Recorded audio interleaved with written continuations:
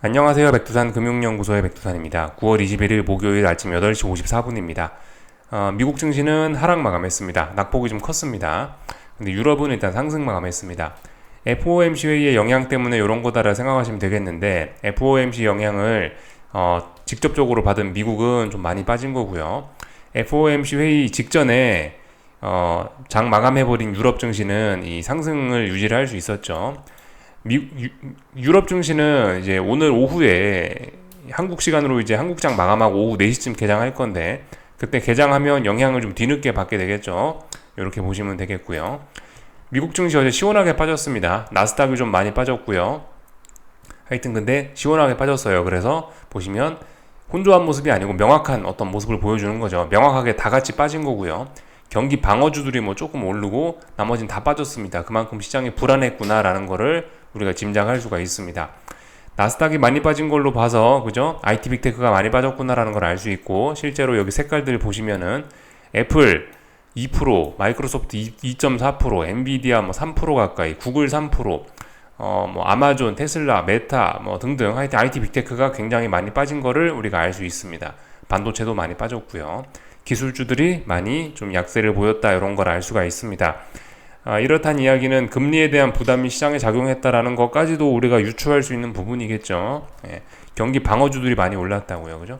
이런 모습들 전형적인 안 좋은 시장의 모습을 다 보여줬습니다. 왜 그랬냐? FOMC 회의 내용을 봤는데 상당히 매파적이었기 때문에 그것 때문에 시장이 이제 긴장을 해서 이렇게 하락 마감한 거다라고 볼 수가 있겠습니다. 사실 통상적으로 지난 긴축 사이클 내내 FOMC 회의 날은 증시가 상승하곤 했는데 좀 독특하네요. FOMC 회의 당일날 기자회견 날 이렇게 시장이 빠진 거는 오래간만에 보는 내용인 것 같습니다. 그래서 일단 미국 증시 이렇게 하락 마감했고요.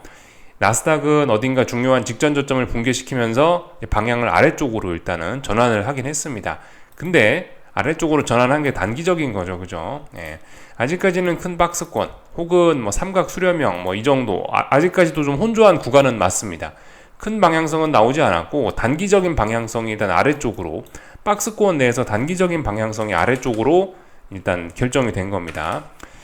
그렇기 때문에 좀 제한적으로 아직까지 해석을 해야 될 필요가 있어요. 그리고 이게 지금까지 FOMC 회의 날 오르고 나서 한 2, 3거래일 동안 되돌렸다라고 말씀드렸는데 똑같은 일 일어날 수 있습니다. 어젯밤 미국 증시 하락했죠. 2, 3거래일 동안 또 되돌릴 수도 있는 거예요. 물론 근데 금리와 달러의 움직임이나 뭐 아니면 FOMC 회의 내용을 봐서는 근데 이렇게 되돌리기는 일단 쉽지 않을 것으로 보이고 어제의 하락은 좀 믿을만한 것 같긴 한데 근데 일단 그럼에도 불구하고 이런 이야기 드렸었죠. 속임수일 수도 있다. 언제나 검증하는 습관은 좀 필요할 것 같습니다. 일단 보이는 대로 믿어주고 방향을 아래쪽으로 틀었구나. 단기적으로 아래쪽으로 틀었구나. 일단은 눈에 보이는 대로 믿어주고 다만 이제 검증하는 습관은 가지자. 저거 있는 그대로 일단 믿지 말고 돌다리를 좀 두들겨 보자. 이렇게 말씀드리면 될 것 같습니다. 그래서 이제 FOMC 회의 내용 어떤 이야기를 했길래 이 시장이 하락 마감을 했나 이걸 좀 살펴볼 건데요. 이 말씀드렸다시피 금리 결정 자체는 중요한 게 아니죠, 그죠? 금리 자체는 뭐 동결 예상을 했었고 동결을 했고 그건 아무런 충격을 주지 못한 거고 금리 결정이 중요한 게 아니고 이제 앞으로의 전망이 더 중요한 건데 점도표 보면 알 수 있죠. 그래서 점도표 보자라는 말씀드렸고 점도표 이렇게 뭐 그림으로 볼 수 있지만 이게 비교가 좀 잘 안 돼 있기 때문에 그냥 글씨로 정리된 거 보고 넘어가도록 하겠습니다. 23년 전망은 똑같은데 24년 전망이 50bp가 더 높아졌고요. 25년 전망이 50bp가 더 높아졌기 때문에 매파적인 전망이 나온 거죠. 그렇기 때문에 시장이 하락 마감했다 이렇게 생각하시면 되겠습니다. 이게 24년 전망, 25년 전망이 이렇게 높아졌다라는 이야기는 어떤 의미겠습니까? 지금 현재 고금리인 상황인데 이게 조금 더 오랫동안 지속될 가능성이 있고 금리 인하를 하더라도 금리 인하가 굉장히 늦어질 가능성이 있거나 혹은 금리 인하를 적게 할 가능성이 있다라는 것을 반영한 결과겠죠. 그래서 매파적이다라고 해서 시장이 하락 마감을 한 겁니다. 이 정도 일단 간단하게 이 중요한 내용만 좀 살펴봤고요. 성명서는 뭐 거의 똑같다라고 합니다. 성명서에서 바뀐 점은 없고 이제 기자회견 내용과 앞으로 경제 전망이 바뀐 거를 우리가 좀 봐야 될 것 같은데요. 경제 전망은 일단은 굉장히 좋아졌습니다. 굉장히 좋은 걸 인정을 하고 가더라고요. 네. 그러니까 일단 여기서 당장 그 연준이 경제에 대한 자신감을 버리고 일단 그런 건 없었습니다. 닉 티밀하우스가 이 FOMC 전에 연착륙 가능성도 우리가 좀 열어는 놔야 된다, 뭐 그런 가능성을 뭐 조심스럽게 내놨던 것 같은데, 그런 내용이 FOMC 회의 내용에는 혹은 뭐 성명서나 아니면 기자회견에는 그런 내용이 일단 없었던 것으로, 미국 경제에 대한 자신감은 여전한 것으로 일단은 우리가 확인을 할 수 있었습니다. 실제로 내용을 확인해 보니까요. 그래서 보시면 이 성장률 전망치도 더 높아졌습니다. 1% 성장할 거라는 6월 전망과는 달리 2.1% 성장할 것이다 라고 하면서 GDP 성장 전망이 굉장히 높아졌고요. 24년에도 그죠? 1.1% 전망이었는데 1.5%로 높아졌습니다. 경제에 대한 자신감을 강하게 보여주는 그런 모습이라 할 수 있겠고요. 고용시장에 대한 자신감도 많이 보여주고 있습니다. 그죠? 실업률 4.1이 예상치였는데 3.8로 바꿨어요. 4.5가 예상치였는데 4.1로 바꿨고요. 이런 식으로 경제에 대한 자신감을 볼 수 있었고요. 대신에 미국 경제가 좋다라는 건 뭐다? 인플레와의 싸움이 오래 지속될 수도 있다라는 거를 내포하는 것이기 때문에 밑에도 잘 봐야 되겠죠. 이 물가지표들을 보면요, 물가지표가 이 올해 전망이 3.2였는데 3.3이 될 수 있다라는 거, 이런 거를 좀 보여주고 있습니다. 그리고 핵심 물가는 그래도 조금 떨어진다. 근데 매우 천천히 떨어진다, 그죠? 3.9가 예상치였는데 3.7로 떨어질 수 있다라는 거. 2025년에나 돼야 연준이 원하던 목표치에 도달할 수 있을 것이다라는 그런 전망에는 변함이 없고요. 근데 전반적으로 물가 수준이 좀 높을 것이라는 그런 예상을 내놨습니다. 지금 그죠? 이 시장의 우려를 정확하게 잘 보여주는 뭐 그런 겁니다. 지금 시장에 빠지는 이유를 잘 보여주고 있는 거죠. 미국 경제가 좋다라고 하면서 한동안 증시가 오르더니 미국 경제가 너무 뜨거워가지고 이거 인플레가 안 잡힌다라는 걱정으로 미국 경제가 좋다라는 자신감이 걱정으로 바뀐 거고, 그 때문에 증시가 힘을 못 쓰고 있는 거죠. 이런 전망을 잘 볼 수가 있었다라는 거 좀 확인을 했고요. 하여튼 미국 경제에 대한 자신감을 좀 잘 보여주는 거고, 미국 경제에 대한 자신감이 계속된다라는 것은 금리 인상이 계속될 수 있다, 혹은 뭐 금리 인하가 늦춰질 수 있다, 뭐 그런 매파적인 예상을 가져오기 때문에 시장에 일단 안 좋게 받아들여진 거죠. 이렇게 보면 될 것 같고요. 전반적인 내용을 쫙 봤고, 기자회견 내용 뭐 간단하게 뭐 보자면은 뭐 여전히 뭐 데이터 디펜던트하고 뭐 조심스럽게, 데이터 보면서 결정하겠다, 조심스럽게 하겠다, 뭐 이런 이야기들 좀 했고요. 뭐 특별한 거는 없었던 것 같습니다. 여전히 우리는 더 올려야 된다, 뭐 그런 표현들을 좀 많이 했던 것 같아요. 여기 있는 내용들 뭐 다 보진 않겠습니다. 그냥 뭐 간단하게 여러분들이 화면 일시정지 해놓고 한번 읽어보시면은 좋을 것 같습니다. 그죠? 여전히 갈 길이 멀다라고 했고, 2% 목표치, 그 2% 목표치가 중요하다라는 이야기 했고요. 뭐 이런 거는 우리가 좀 잘 봐야 될 것 같긴 한데, 거의 금리 인상의 목표치에 도달했다. 거의 목표치에 도달했다. fairly close라고 썼죠. 상당히 목표치에 근접했다라는 표현을 쓰긴 썼습니다. 그러니까 이런 표현은 앞으로 금리를 좀 더 올리긴 올릴 수 있단 말이죠. 근데 금리 인상 폭이 얼마 안 될 거다, 뭐 이런 거를 좀 보여주는 그런 걸 시사하는 발언이라고 할 수 있겠습니다. 그래서 사실 그 시장의 반응이 조금 좀 재미있긴 해요. 그래서 이제 굉장히 매파적인 발언들을 확인했죠, 그죠? 앞으로 경제는 좋을 거고 어쩌고저쩌고 할 거라는 거 확인했는데, 근데 지금 보시다시피 일단 뭐 거의 다 왔다, 목표에 fairly close 하다라는 표현을 봤잖아요. 그러니까 반응이 재밌는 게, 이제 3개월물이나 6개월물 이런 초단기물 금리 같은 경우는 변화가 없었습니다. 금리 인상은 사실상 끝났어 라고 채권 투자자들은 일단은 받아들이는 것 같습니다. 사실상 끝났어, 올려봐야만 한 번쯤 올리고 말겠지, 뭐 이 정도 생각을 대부분 하고 있는 것 같아요. 그런 점이 가격에 반영이 됐다. 그래서 보시면 3개월물 금리라든가 이런 것들은 초단기물 금리는 변화가 아예 없죠. 이런 걸 우리가 좀 확인을 할 수가 있겠고요. 반면에 이제 미국 경제에 대한 자신감과 은은한 인플레 뭐 이런 거에 대한 이야기가 많이 나왔기 때문에 장기물 금리는 크게 올라가고 있었습니다. 장기물 금리는 크게 올라갔죠. 그래서 이제 본격적으로 여기가 전고점 자리였는데요. 비실비실 이 자리 돌파 한착 시도를 하더니 결과적으로 돌파 한착을 했다라는 걸 우리가 어젯밤에 확인을 할 수가 있겠습니다. 파월 의장이 뭐 경제에 대한 자신감도 보이고 하이어 폴 롱거라는 그런 이야기 했으니까 보시다시피 이렇게 금리가 일자리 본격적으로 레벨업을 했고요.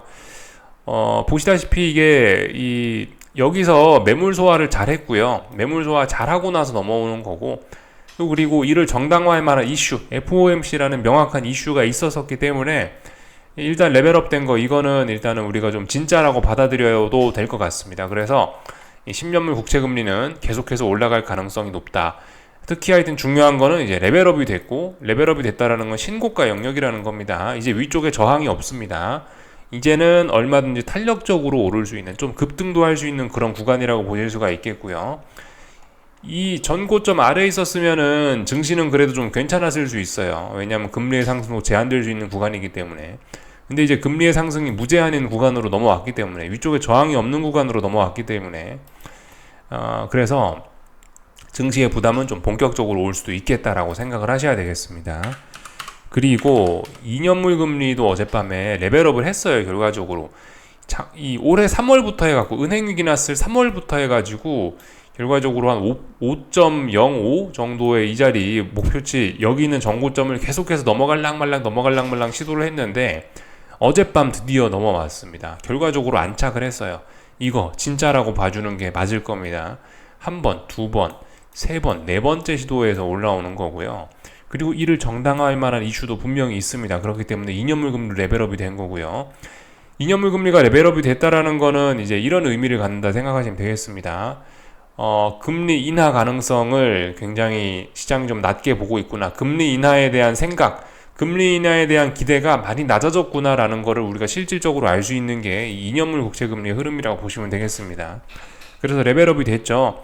이거는 굉장히 큰 의미를 갖는 거예요. 그래서 시장이 본격적으로 좀 매파적인 생각을 하기 시작했구나, 이런 걸 좀 알 수가 있는 거고, 어떤 시장 참가자들의 생각의 변화의 변곡, 뭐 이런 거라고 좀 생각을 하시면 되겠습니다. 그래서 본격적인 이제 다시 이렇게 금리가 올라가던 이런 당시 기준금리 인하, 그때 21년, 22년 막 이때 한참 금리 인상 엄청나게 많이 할 때 있잖아요. 이때에 준하는 공포가 다시 한번 생길 수도 있다라는 생각을 좀 해야 될 것 같아요. 신고가 영역이죠, 그죠? 굉장히 부담스러울 수 있습니다, 증시에. 이렇게 일단 보시면 되겠고요. 그래서 뭐 이런저런 점들이 시장에 악영향을 미쳤다, 증시에 악영향을 미쳤다 볼 수 있겠고, 달러도 당연히 올라왔겠죠. 달러도 지금 보시다시피 여기 전고점 이 자리를 넘어가기 위해서 지금 이제 여기서 매물 소화하고 있는 과정인데요. 이 어젯밤에 좀 약세를 보이던 달러는 그 FOMC 회의 결과 내용을 보고 급반등을 해가지고 다시 이 직전 고점 자리에 바싹 다가섰습니다. 사실상 돌파 한착하겠다라는 의지를 좀 밝힌 건데요. 아직은 아닙니다. 아직은 여기 위에 있는 저항 돌파 한착한 건 아닌데요. 사실상 돌파 한착할 것으로 보이고, 대신 시간이 조금 좀 필요할 것 같습니다. 어젯밤 달러의 이런 반응이나 FOMC 회의의 그런 내용은 지금까지 중요한 자리에서 정체가 되어 있던 뭐 유로화, 뭐 엔화, 또 뭐 있죠, 뭐 위안화, 뭐 하여튼 다양한, 혹은 뭐 원화도 포함되고요. 한동안 정체했던, 중요한 자리에서 정체하고 있던 이런 통화들의 일제히 약세, 달러 강세 흐름을 좀 가속화시킬 것이라고 생각이 됩니다. 그래서 하여튼 어제 FOMC 회의는 일단 뭐 물론 어젯밤에 나왔던 시세에 대한 검증은 말씀드렸다시피 조금 필요할 것 같긴 합니다만은, 근데 일단 좀 진짜라고 받아들이는 게 맞을 것 같다. 계속해서 말씀드리죠. 지금 중요한 자리에 와 있다. 증시도 중요한 자리에 와 있고, 뭐 달러도 중요한 자리에 와 있고, 금리도 중요한 자리에 와 있는데, 지금 이 자리에 나오는 FOMC 회의 중요할 수 있다라는 말씀드렸는데, 그 중요한 자리에서 결과가 일단 저렇게 나온 거죠. 그렇기 때문에 일단 어떤 세상이 좀 이제 새로운 생각을 하는 게 아니냐, 어떤 뭐 그런 생각을 좀 해봐야 될 것 같습니다. 시장의 흐름이 좀 본격적으로 좀 바뀌는 거 아니냐. 지금까지는 좀 막연한 생각으로 좀 시장이 움직였죠. 잘 안 움직였죠. 막연한 생각을 갖고 움직이니까. 더군다나 증시는 좀 비실비실 약세, 금리 비실비실 올라가고 있었고, 달러 비실비실 올라가고 있었는데, 이게 이제 막연한 그런 것 때문에 움직이는 거니까, 뭐가 눈에 보이는 게 없으니까 막연하게 움직이느라 비실비실 했는데, 어젯밤 FOMC 회의라는 이벤트가 딱 생겼죠. 파월 의장이 어떤 생각을 딱 이야기하면서 이런 막연한 것들이 좀 구체화가 됐죠. 그러면서 이제 시장이 좀 본격적으로 좀 이제 장대 양봉, 장대 음봉도 보이면서 좀 본격적으로 좀 움직인다는 생각이 좀 드는데요. 이제 하여튼 본격적으로 뭔가 움직이는 게 아니냐. 지금까지 있었던 이 답답함을 좀 끝낼 수 있는 게 답답함이 이제 끝나는 게 지금부터가 아니냐라는 생각을 좀 조심스럽게 해보도록 하겠습니다. 자, 일단 여기까지 FOMC 회의 내용을 좀 살펴봤고요. 증시에 관련된 부분은 좀 전에 말씀드렸죠, 그죠? 아직도 답답한 구간이다. 근데 그래봐야 일단 박스권이고 그렇다. 대신에 이제 박스권 내에서 이렇게 작은 박스권 내에서 방향성 고민하고 있었다. 삼각 수렴형이죠. 위로 오를까 내릴까 고민하고 있었는데 아래로 방향을 잡은 것 같다. 요게 어젯밤 내용인 거고요. 어젯밤 붕괴시켰던 자리는 뭡니까? S&P는 여기, 그죠? 여기 직전에 한 일주일 동안 버텼던 이 자리를 붕괴시키면서 아래쪽으로 가겠다라고 의지를 밝힌 거고, 나스닥은 똑같죠? 나스닥도 여기 일주일 동안 버텼던 이 자리를 붕괴시키면서 아래쪽으로 가겠다라고 의지를 밝힌 겁니다. 다만 여기 보시면 아래쪽에, 그죠? 박스권 하단 자리에 이런 직전 저점 자리, 지지력 이런 자리가 있기 때문에 아직까지는 혼조한 구간이 맞긴 맞습니다. 근데 이제 아래쪽으로 무게가 좀 더 실린 거고, 이번에 봐야 되는 건 결과적으로 나스닥 기준으로 고점이 낮아지고 있구나, 지들이 무슨 수를 써도 이 고점이 높아지지가 않는구나, 다중 고점형을 확인했다, 뭐 이런 식으로 이야기할 수 있겠죠. 그래서 일단 여기까지 보면은 다 본 것 같습니다. 주식 종목들도 조금 좀 보면 좋을 것 같은데, 애플 2% 빠졌죠. 애플은 사실 그냥 FOMC 회의고 뭐고 어젯밤에 지 갈 길을 그냥 가는 것 같더라고요. 애플은 어제 하루 종일 꾸준히 약했습니다.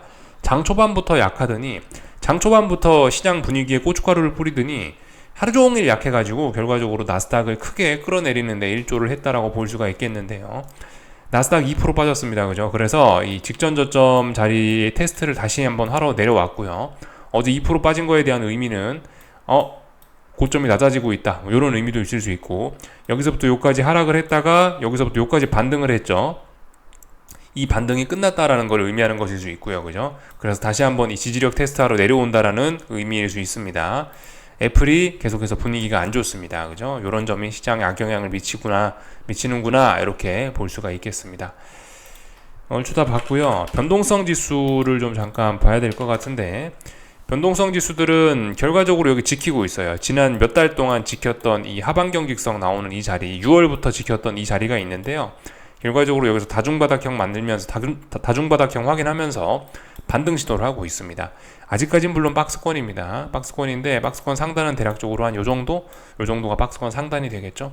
시장이 조금 불안해지고 있는 그런 상황입니다. 어젯밤에 움직임이 속임수가 아니었다면은 시장은 좀 계속해서 좀 불안할 수 있겠구나 싶습니다. 요까지 보면은 될 것 같고요. 나머지는 특별한 거 없는 것 같습니다. 하여튼 매파적인 거 그것만 생각하면 안 되죠, 그죠? 연준이 금리를 계속해서 higher for longer하게 가겠다, 높은 상태로 계속 오래 유지하겠다라고 의지를 밝혔는데, 그거는 결과적으로 어떤 물론 지금 미국 경제는 좋습니다, 그죠? 미국 경제 좋은 건 인정은 하는데, 작년부터 해서 계속해서 시장이 우려하던 게 뭐냐고요.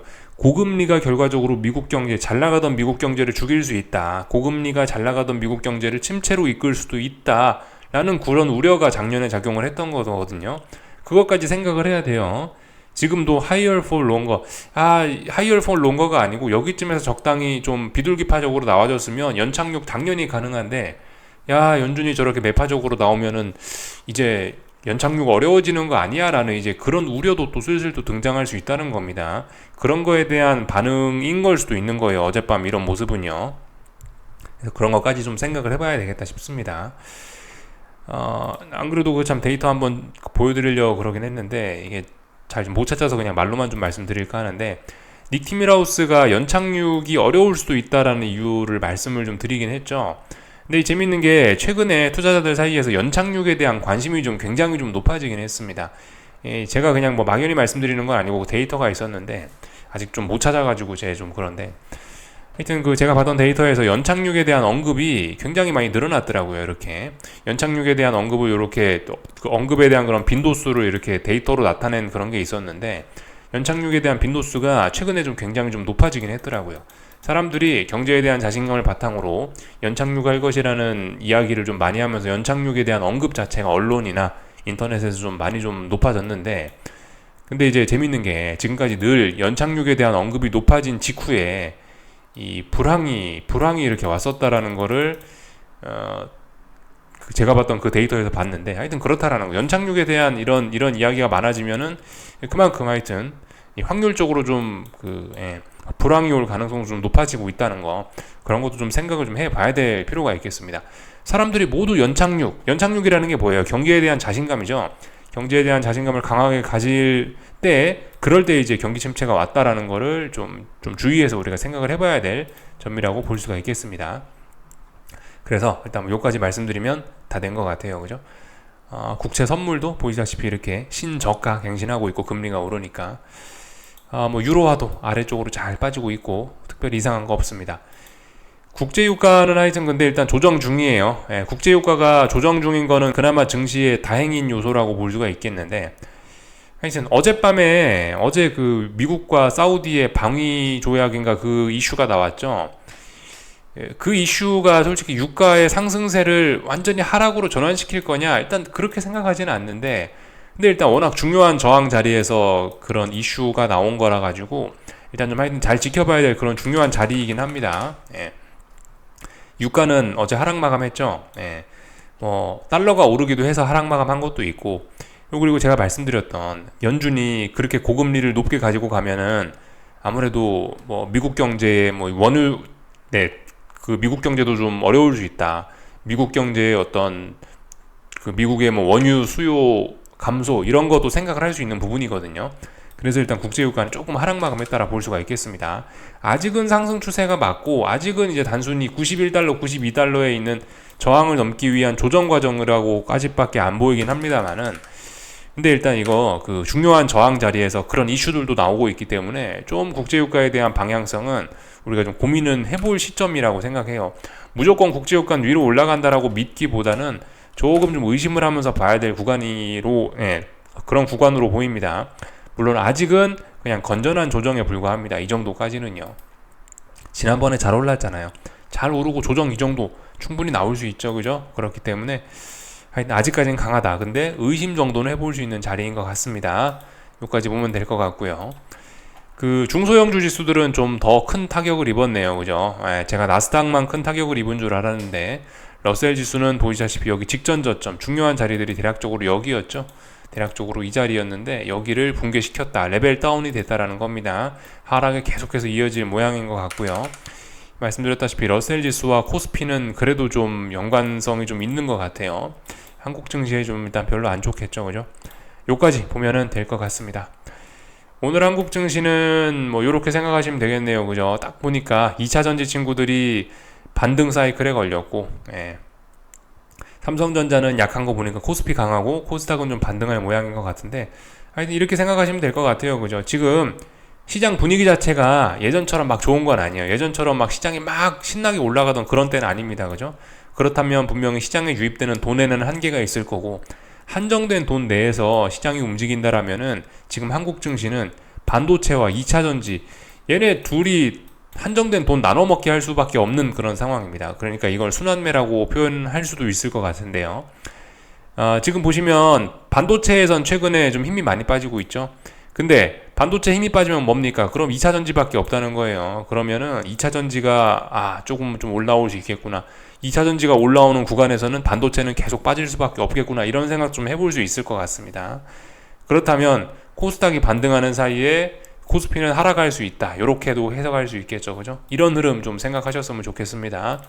자, 지금 보시면 에코프로 친구들은 FOMC고 뭐고 그냥 오르고 있죠. 그죠? 한국 증시는 역시 그냥 화끈하게 좀 투기적인 면이 좀 큰 것 같다라는 그런 생각이 좀 드는 모습이긴 하네요. 하여튼 에코프로의 반등이 지속되고 있습니다. 어디까지 올라올지 모르겠지만 일단 지금 상황에서 더 올라봐야 상방이 좀 제한될 것 같긴 하죠. 하여튼 에코프로가 올라오는 와중에 반도체들은 얻어맞고 있다. 반도체들은 잘 빠지고 있다라는 거 우리가 좀 확인을 했고요. 그래서 코스피는 오늘 보시다시피 340을 다시 붕괴시키고 있는데 특별히 이야기는 하지 않겠습니다. 어차피 그래봐야 이 답답한 구간 안에 있기 때문에, 답답한 구간 안에서 이제 오늘 하락하고 있기 때문에 조금 단기적으로 아래쪽으로 좀 방향성이 쏠린 거죠. 이 정도로 볼 수가 있겠고요. 하여튼 어딘가에 붕괴시키고 그래야 좀 의미가 있는 겁니다. 워낙 답답한 구간 안에 있어서 아직까지 특별하게 들을 이야기는 없는데, 최소한 단기적인 방향이 위로 올라가는 거는 아니게 됐죠. 그죠? 요 정도만 살펴보시면 될 것 같습니다. 아직까지 답답한 구간인데 좀 빠지려고 하고 있다. 코스닥은 지금 이제 반등이 좀 올라와야 되는 시점인데 이 직전 저점 자리에서 반등이 안 올라오고 있네요. 이건 굉장히 좀 치명적인 부분이라고 할 수 있겠습니다.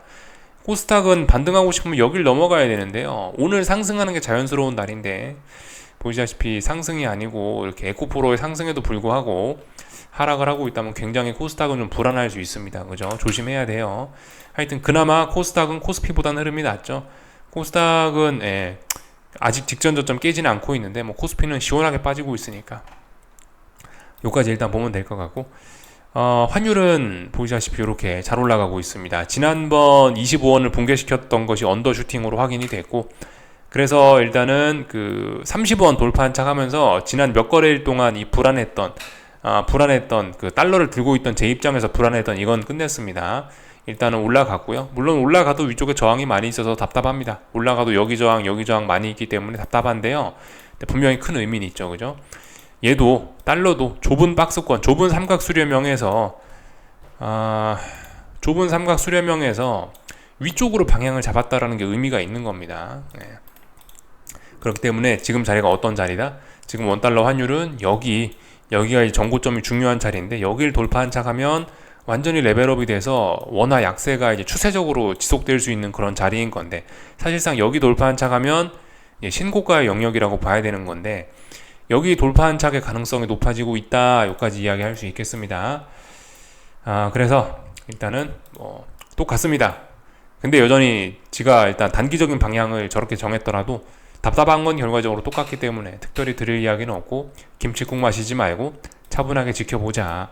하방 투자하시는 분들은 어떤 중요한 위기를 한 번 넘겼다, 어떤 중요한 순간을 겨우겨우 한 번 정도 이렇게 잘 지나고 있는 정도다 라고 생각하시는 게 좋을 것 같습니다. 그죠? 아직까지도 간절기란 말이죠. 증시는요. 물론 그 금리는 레벨업이 됐습니다. 금리가 굉장히 강력하게 올라가는 모습을 봤기 때문에 일단은 그 시장 분위기가 앞으로 계속 안 좋을 수 있겠구나라는 생각은 할 수 있는데, 아직 증시는 탐욕이라든가 유동성이라든가 여러 가지 이유들로 인해서 아직까지 박스권이란 말입니다. 그죠? 박스가 붕괴가 돼야 본격적으로 아래로 가고 룰루랄라 하는 거죠. 하방 투자하신 분들이요. 아직은 박스권이다. 긴장해야 된다라는 이야기 드리면서 마치겠습니다. 궁금한 거 리플 남겨주시고요. 오늘 저녁에 뵙도록 하겠습니다.